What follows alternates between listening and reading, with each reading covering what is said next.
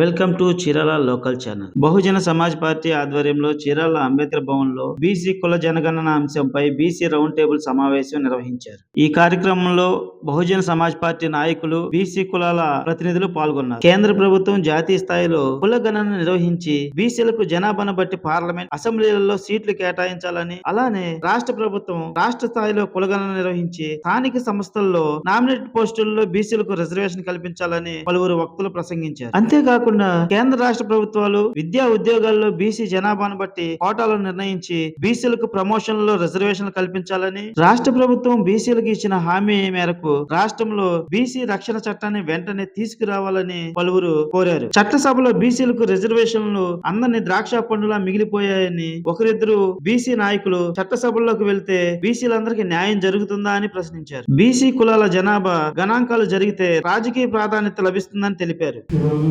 Bahujan Samaj party ఆధ్వర్యంలో బాపట్ల జిల్లాలో ఉన్నటువంటి ముఖ్యమైనటువంటి బీసీ నాయకులందరితో కూడా ఈ రౌండ్ టేబుల్ సమావేశం ఏర్పాటు చేయడం జరిగింది. మసాలా అన్నట్టుగా ఇది రెండవ సమావేశం బీసీలతో. ఎలక్షన్ల ముందు కూడా మేము ఈ సమావేశాన్ని ఏర్పాటు చేయడం జరిగింది. తర్వాత ఇప్పుడు ఒక ప్రత్యేకమైన అంశం ఏంటంటే కులగణన, అంటే కుల జనగణన జరగాలనేటువంటి ఉద్దేశంతో ఈ రోజున దేశవ్యాప్తంగా ప్రధానంగా బీసీలు డిమాండ్ చేస్తూ అన్ని రకాల ఉద్యమాలతోటి అనేక రాజకీయ పార్టీలు కలిసి వాడడం ద్వారా ఈ కేంద్ర ప్రభుత్వం మీద ఒత్తిడి తీసుకొస్తున్నారు. అయినప్పుడు కూడా ఇప్పటికి కూడా కులగణన చేయాలనేటువంటి ఉద్దేశంతో ప్రభుత్వం లేదు. అయితే దానికి సంబంధించినటువంటి చాలా అంశాలు మనం మాట్లాడుకోవడానికి మరి ఈ రోజున ఇక్కడ ఒక పవర్ పాయింట్ ప్రెజెంటేషన్ కూడా ఏర్పాటు చేయడం జరిగింది. అది కొంచెం కన్వీనియంట్గా లేదు, ఎందుకంటే ఇది కొంచెం చీకటిగా ఉంటే బాగా కనపడుతుంది.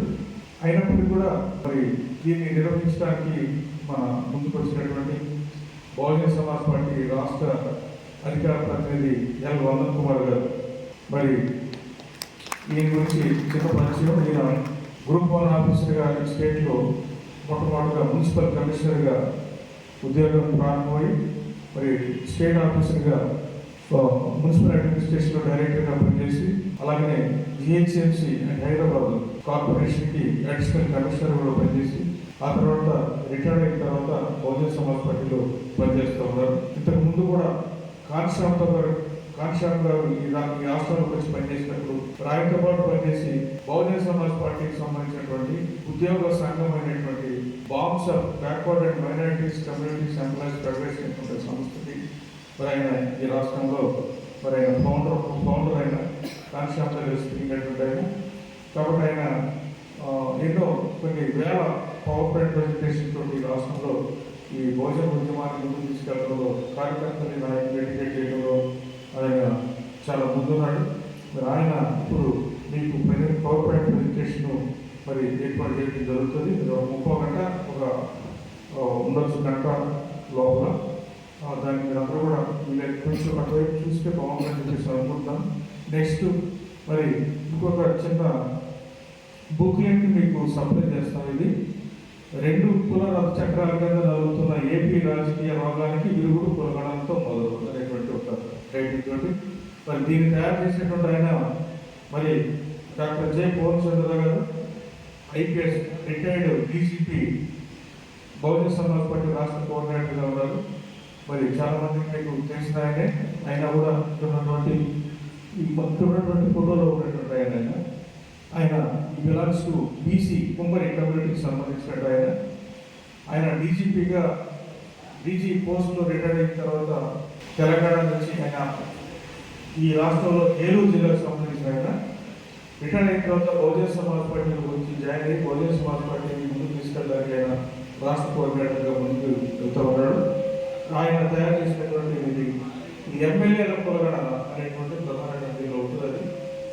అంటే స్వతంత్రం వచ్చిన కానీ ఇప్పుడు దాకా ఈ రాష్ట్రంలో జరిగినటువంటి ఎమ్మెల్యే ఎవరు ఏ కులం వాళ్ళు ఎంతమంది ఎలక్ట్ అయ్యారు, ఏ కులానికి ఎంత జనాభా ఉంటే ఇప్పుడు ఎంతమంది ఎమ్మెల్యే లేరు అనేటువంటి విషయం. అంటే ఇప్పుడు మనం ఏం అడుగుతున్నాం అంటే కులగణన కావాలని అడుగుతున్నాం. ప్రతి ఒక్క కులం, నా కులం ఎంత నేను తెలుసుకోవాలి, ఈ రాష్ట్రంలో ఈ దేశంలో నా కులం ఎంత తెలుసుకోవాలి అనేటువంటి ఉద్దేశంతో ప్రతి ఒక్కరు కూడా దాని గురించి అడుగుతున్నా మాట్లాడుకుంటున్నారు. మరి మనకి ఈ దేశానికి, ఈ రాష్ట్రానికి మరి గాడిద నుండి లెక్క ఉంది, సింహాల నుండి లెక్క ఉంది, అలాగే జంతువులు కోట్ల కూడా లెక్క ఉంది.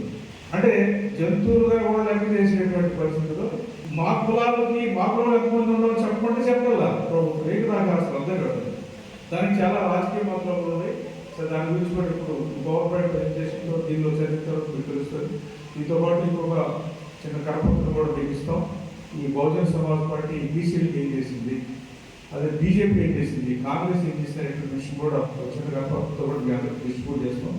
ముందుగా మరి ఈ కార్యక్రమంలో పాల్గొన్నటువంటి మీ అందరూ కూడా మరి ధన్యవాదాలు తెలియజేస్తున్నాను. మా రాష్ట్ర కార్యదర్శిగా ఉన్నటువంటి లక్ష్మీనారాయణ గారు మరి ఆయన అందరికీ చిర పరిస్థితులే మరి ఆయన బీసీ సంఘానికి నాయక బ్రాహ్మణ సంఘానికి రాష్ట్ర అధ్యక్షుడిగా ఉన్నారు. ఆయన ఇటీవల ఎలక్షన్ ముందు బహుజన సమాజ్ పార్టీలో అంటే అంతకుముందు ఈ నాయక బ్రాహ్మణ కార్పొరేషన్కి డైరెక్టర్గా ఉండి దాన్ని రిజైన్ చేసి మన బహుజన సమాజ్ పార్టీలో జరిగి ఒంగోలు పార్లమెంట్ నుంచి మన పోటీ చేయడం జరిగింది. మరి ఇంతకుముందు చిన్నప్పటి నుంచి కూడా ఆయన ఈ ప్రజా ఉద్యమాల్లో బీసీ ఉద్యమాల్లో జరిగినటువంటి నాయకుడు. ఆయన బహుజన సమాజ్ పార్టీలో వచ్చి బీసీలు ఎక్కువగా దాన్ని ఏదైతే మస్తానాగా ఆశించారో ఖచ్చితంగా బీసీకి తప్పకుండా భరోసా ఇవ్వాలని ఉద్దేశించినటువంటి ఈరోజు ముందుకు వచ్చాం. భారతదేశంలో బీసీకి ఏదైనా చేశారు అంటే నిజంగా బాబాసాహెబ్ అంబేద్కర్ చేశారు, కాంశీరామ్ గారు చేశారు, బహుజన సమాజ్ పార్టీ చేశారు. ఇది వాస్తవం. అసలు చరిత్ర ఇది గురించి చెప్పరు ఎవరు కూడా. అంటే మన చరిత్ర మనమంతా సమావేశమైన అత్యంత ప్రాధాన్యత విషయం కుల జనగణన. నిజానికి కుల జనగణన భారతదేశ సమస్య. భారతదేశంలో ఉండే కులాల యొక్క ఆచారాలు, సంస్కృతి, నాగరికత, ఏ వర్గాలు వివక్షకు గురవుతున్నాయి, ఎవరు రాజకీయంగా కలిసి ఉండలేకపోతున్నారని డాక్టర్ బాబాసాహెబ్ అంబేద్కర్ 1916లోనే ఆయన మొదటి డాక్టరేట్ ద్వారా భారతదేశానికి ఒక పురస్కారం పరిచయం చేసిన తర్వాత అనేక మార్పులు చేర్పులు జరుగుతూ ఉన్నప్పటికీ కూడా పరిపాలనా రంగంలో మరి ముఖ్యంగా రాజకీయ పాలనా రంగంలో కుందుకున్నవాడు. ఆ విషయానికి ఎందుకు టచ్ చేయట్లేదంటే నిన్న కూడా ఆర్ఎస్ఎస్ చీఫ్ మోహన్ భగవత్ చెప్పాడు, భారతదేశంలో కుల సమస్య సున్నితమైంది, దాన్ని ముట్టుకోవద్దని అంటాడు. ఎందుకని అతను ముట్టుకున్నట్టు అవుతాడు. ఈ ముట్టుకోవద్దనే లక్షణం గురి కేవలం నన్ను ముట్టుకోవద్దని కూడా కాదు, ఏ సామాజిక వర్గాలను ముట్టుకోవద్దని అంటున్నాడో అందరికీ తెలుసు. పైన టాప్ లెవెల్లో ఉండే బ్రాహ్మణ, వైశ్య, క్షత్రియ కులాలు మమ్మల్ని ముట్టుకోవద్దు, మీరు ఎడంగా ఉండండి అని చెప్పడమే మోహన్ భగవత్ గారి ప్రధాన ఉద్దేశం. భారతదేశంలో ఏ సమస్య వచ్చినా సరే ఇవాళ అడవుల్లో ఏం జరుగుతుందో ప్రధానమంత్రి, భారతదేశ పాలనా యంత్రాంగం మొత్తం అంబానీ గారికి చెప్పారు. అడవుల్లో ఉండే చాలా ప్రధానమైన భాగాలని ఇదిగో మీరు 1000 ఎకరాలు, మీరు 1500 ఎకరాలు తీసుకోండి అని చెప్పి ప్రభుత్వమే వాళ్ళకి ఒక రిజర్వ్డ్ కేటగిరీ ఇస్తున్న విషయం మనం రోజు మీడియాలో చూస్తున్నాం. కానీ అక్కడ దాని మీద బతుకుతున్న వాళ్ళని చంపేస్తున్న విషయం కూడా చూస్తున్నాం. మీరు ఇది ఈ బౌండరీ దాటి రాకూడదు, ఇక్కడ పులులు ఉంటాయి, లేళ్ళు ఉంటాయి, అవి ఉంటాయి, ఇవి ఉంటాయి. కానీ మరి అంబానీ రావచ్చా, ఈ నటుడు ప్రభాస్ రావచ్చా, ఆయనకు 1500 ఎకరాలు ఇచ్చారు. భారతదేశంలో ఏ కులానికి ఎంత వాటా ఎలా రావాలనే దాని మీద షెడ్యూల్డ్ కులాలు, షెడ్యూల్డ్ జాతులు, మత మైనారిటీలు ఐక్యంగా లేకపోవడమే అత్యంత ప్రధానమైన కీలక సమస్య. ఈ సమస్యని పరిష్కరించడానికి మనం కేవలం రోడ్డు మీద కలవడమే కాదు, ఇంట్లోనూ కలవాలా. అందుకనే బీసీలు, ఎస్సీలు సమానంగా ఒక వేదిక మీదే కాదు, ఒక ఇంటిలోనూ కూడా కలవగలిగిన స్థితి తీసుకురావడానికి బహుజన సమాజ్ పార్టీ ఎంతో తీవ్రమైన కృషి చేస్తూ ఉంది. అందులో మాన్యవారి కాంశీరావు మొదటి దశలోనే ఆయన మండల కమిషన్ ద్వారా భారతదేశ వ్యాప్తంగా పర్యటించి ఒక రాజకీయ రణరంగాన్ని సృష్టించి వాళ్ళ కిందకి దింపిన విషయం మనందరికీ గుర్తుంది. ప్రేమైన పెద్దలారా, మిత్రులారా, నాయకులారా, మేధావులారా, రాజకీయ ఉద్దండులారా, ఇది కేవలం ఎస్సీలు, ఎస్టీలు, ముఖ్యంగా ఎస్సీలు, ఎస్టీలు మొదట వరుసలో ఉన్న బీసీలు తెలుసుకోవాల్సిన విషయం. కేవలం మన బజార్లలో అప్పుడప్పుడు గుర్తొచ్చినప్పుడు మీటింగ్ పెట్టుకోవటం, అయ్యో పదవులకి డబ్బులకి అమ్ముడు పోతున్నారని బాధపడటం కాకుండా ఇంటిలోనే కలిసి మాట్లాడుకునే పద్ధతి కల్పించాలి. అంటే కేవలం కంచం పొత్తు మాత్రమే కాదు, మంత్రం పొత్తు కూడా తీసుకొచ్చేందుకు బీసీ నాయకులు కృషి చేసిన రోజునే ఈ సమస్యకి రాజకీయ పరిష్కారం లభిస్తుంది.